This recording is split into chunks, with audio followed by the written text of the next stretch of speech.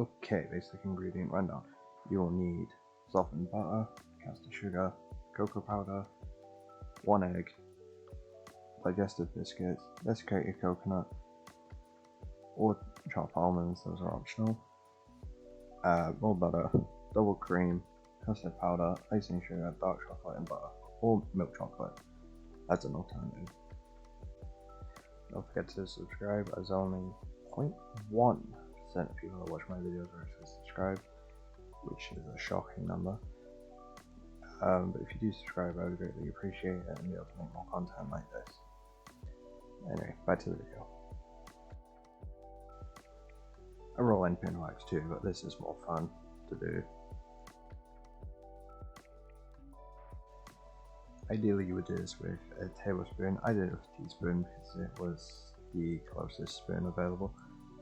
But you want to get to 125 grams, but I got 226, but a little thing like that won't really matter.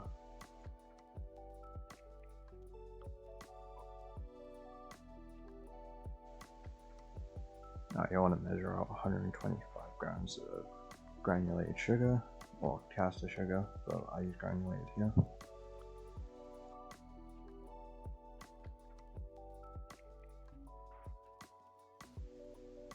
Add the sugar and butter together in a bowl. Now you want to add 5 tablespoons of cocoa powder to the butter and sugar.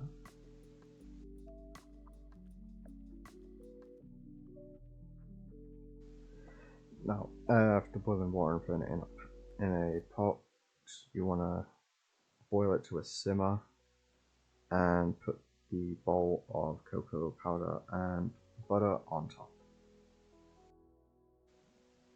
This heats the bowl up without directly putting it in the way of heat and steam, allowing for the cocoa to melt properly. And also, if you make it this far and would like to see future videos, be sure to hit the bell so you'll be notified whenever I upload. Now you want to mix the cocoa and butter together until it becomes smooth, as you will see now.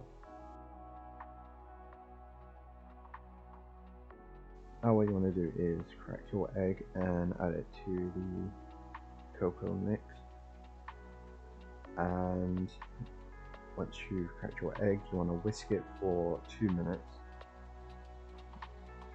The reason you do this is so that the egg mixes with the cocoa properly and cooks, so you don't end up with food poisoning. Obviously, some people do eat eggs raw, but doing this is just the better choice.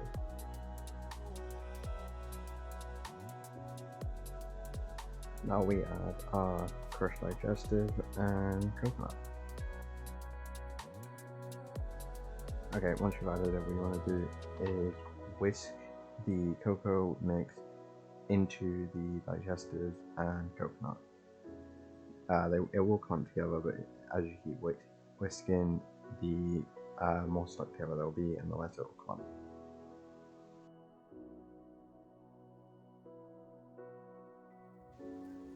You'll know when to stop whisking when your base starts to look like this.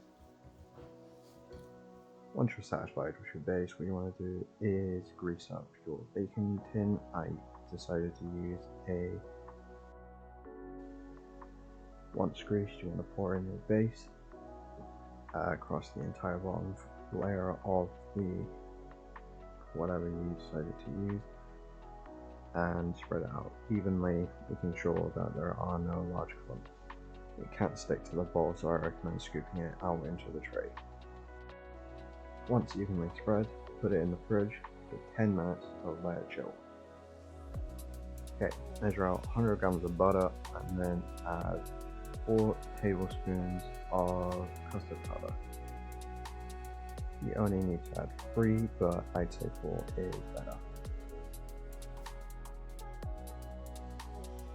Put the custard butter into a clean pot before the next step.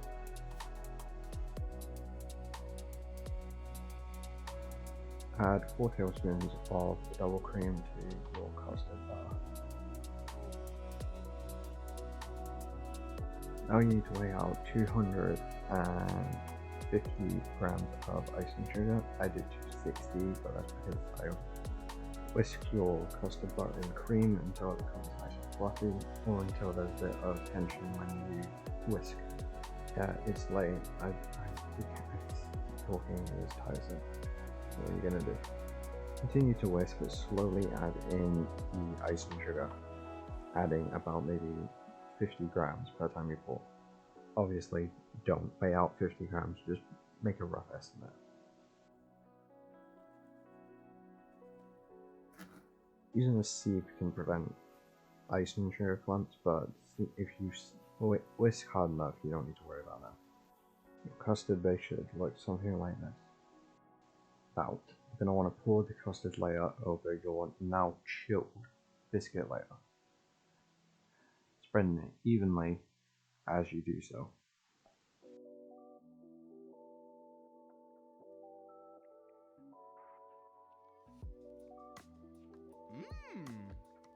Chill in the fridge for 15 minutes.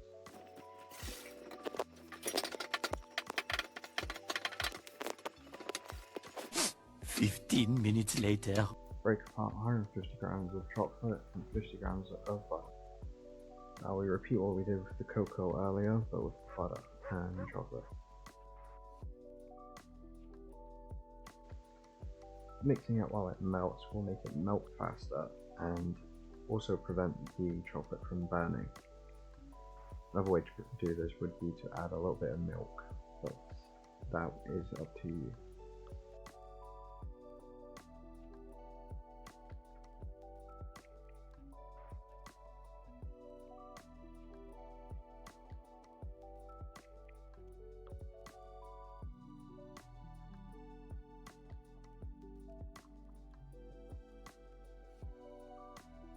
Once your chocolate is melted, you now want to take out your tray and check that your custard has somewhat solidified. To check this, you can tap on the custard slightly to see if it has become a little hard. Now we're going to pour the chocolate on top of the custard base. I would recommend using a tea towel to coat the bowl because it will be very, very hot.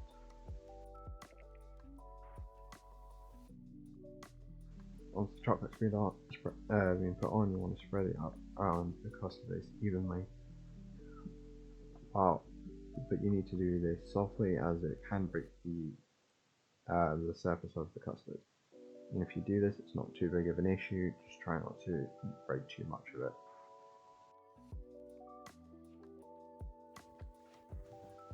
Now you want to put it back in your fridge to chill for 2 hours. It's a very long time. The anticipation of wanting to have one of these is very high. 2 hours later.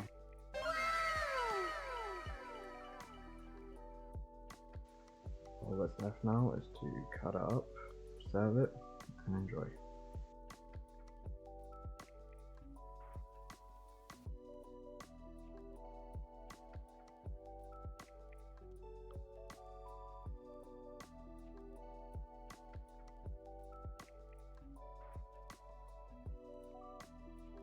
Nom nom nom nom nom.